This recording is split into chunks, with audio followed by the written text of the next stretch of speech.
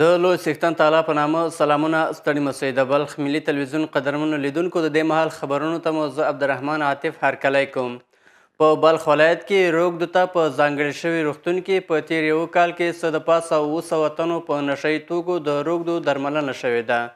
د یاد روغتون مسؤلین وایي چې ټول روغتیایي امکانات او تجهیزات یې د یادې برخې ناروغانو ته په کار اچولي دي او هڅه کوي چې د ښوونیزو برنامو په لاره اچولو سره د روږدو کسانو په روغتیایي حالت کې مثبت بدلون راولي. د بلخ ولایت د عامې روغتیا ریاست د روږدو کسانو سلبستریز روغتون مسؤلین وایي چې د تیر یو کال له پیل څخه تر اوسه پورې 720 تنه روږدي په یاد روغتون کې ثبت کړي دي چې له دې ډلې څخه 720 تنو ته رسیدنه کړې ده او د ځینو یې په پوره توګه هم درملنه شوې ده.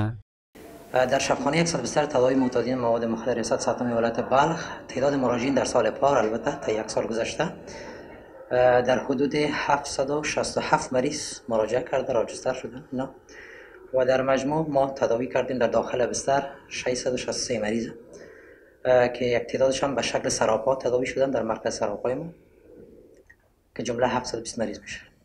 فریدون چې د مزار شریف اوسیدونکی دی وایي چې د ترور زوی په هڅو یې په 9 کلنۍ کې د شیشې په څښلو پیل وکړ.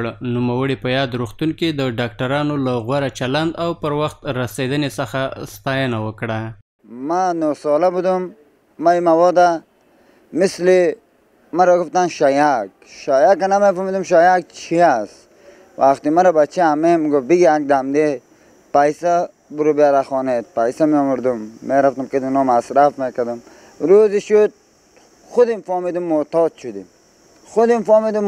شدیم. وقتی آخری خط کی است میفهمم خودش به آدم میفهمم معتاد شدیم.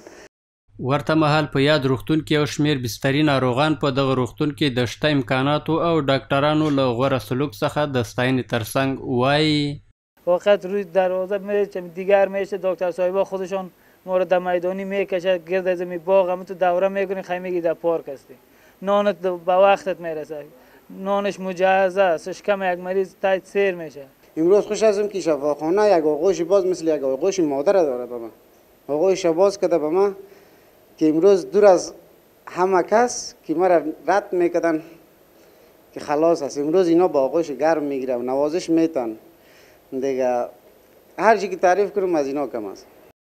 د یادولو وړ ده چې د بلخ ولایت د روږدو سلبستریز روغتون له 18 کلونو څخه پورته نارینهو ته ځانګړی شوی دی چې اوس مهال 100 تنه ناروغان پکې تر درملنې لاندې دي. د بلخ ولایت خوړو او درملو ادارې په خپل تازه اقدام کې د حیرتانو بندر په ګودامونو کې شاوخوا 200 ټنه تاریخ تیره اوړه کشف او ضبط کړي دي. همدارنګه یو شمېر ګودامونه چې د یاد ادارې له معیارونو سره برابر نو بند کړل او خبرداری ورکړ چې خپل ګودامونه دې د دغې ادارې له معیارونو سره برابر کړي. د بلخ ولایت د خوړو او درملو ادارې د حیرتانو دوراهي کې د شته ګودامونو څخه د څارنې په موخه لیدنه وکړه. په یادو ګودامونو کې خوراکي توکي ځای پر ځای کیږي. هغه شمیر ګودامونه چې د خوړو ادارې د اصولو او مقرراتو سره برابر نه وو مورلاک شول او خبرداری ورکړ چې د دغې ادارې د معیار او ورکړل شوو لارښوونو پر اساس د خوراکي او نور توکي ځای پر ځای کړي. این گودام که ما مورلاک کردیم اول مشکل عمده این بود که مواد غذایی یعنی آرد و مواد کیمیایی که کود هر دویشان یک جا بود حتی اینا مخلوط شده بود با هم دیگه و دیگه ای که تقریبا در حدود 19 تن آرد که تمامش کلوخک شده بود این کیفیت خود از دست داده بود از باعثی که رطوبت بود دیگه مشکل عمده اینجا بود که این آرد را که ما دیدیم 2-3 تاریخ داشت. ښاغلي توانا په ګودامونو کې د خوراکي توکو ساتلو پر اړوند د اصولو او مقرراتو څخه یادونه وکړه او د ګودام لرونکو له لوري د یادو اصولو پر پلي کېدو ټینګار وکړ. گودام آرد معیاری باشه. معیاری این معنا که مکمل باید کاشی باشه. در بالای کاشی ها باید پلیتای چوبی و یا فلزی و یا پلاستیکی باشه. حداقل 20 سانتی از سطح زمین بالا باشه و از دیوار همچنان 20 سانتی فاصله داشته باشه.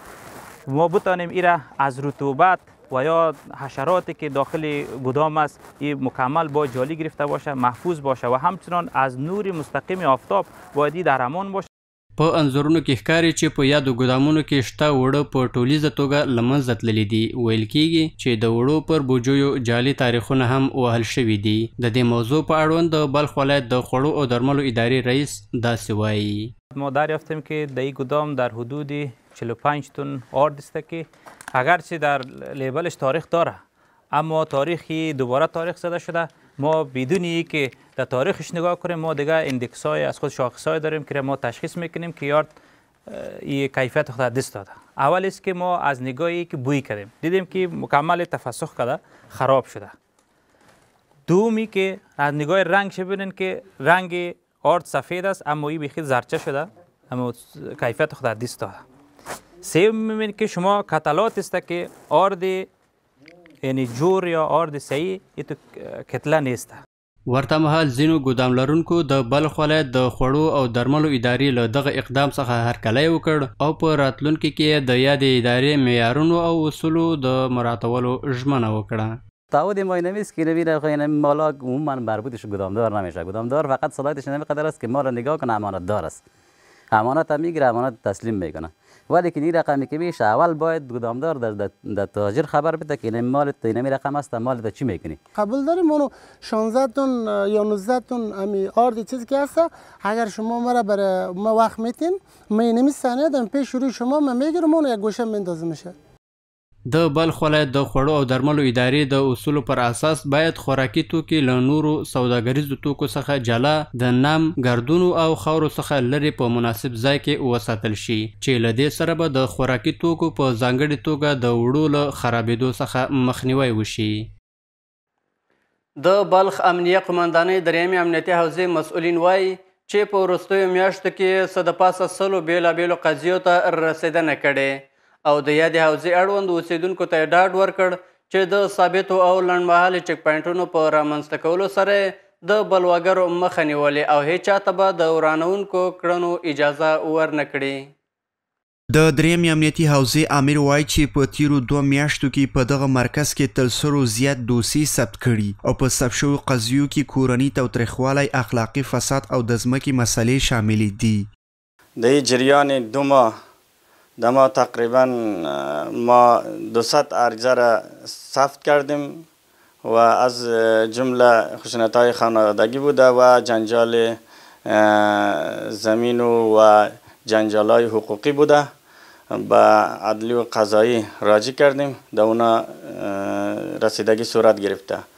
اما ما در طول جریان 2 ماه ما کدام جرم سیاسی و در ساحه خود نداشتیم. ښاغلي ابو اسرار همدارا زیاته کړه چې د دې سیمې د اوسیدونکو د امنیت د تامین او ښه والي په موخه هڅه کوي چې د ګرځنده او ثابتو پوستو په جوړولو سره د ټولنې د ګډوډونکو مخه ونیسي. له بلې خوا هغه د دې سیمې له اوسیدونکو وغوښتل چې د هیواد له امنیتي ځواکونو سره همکاري وکړي. ما انشالله 100% به مردم اطمینان میتیم، در خدمت مردم هستیم.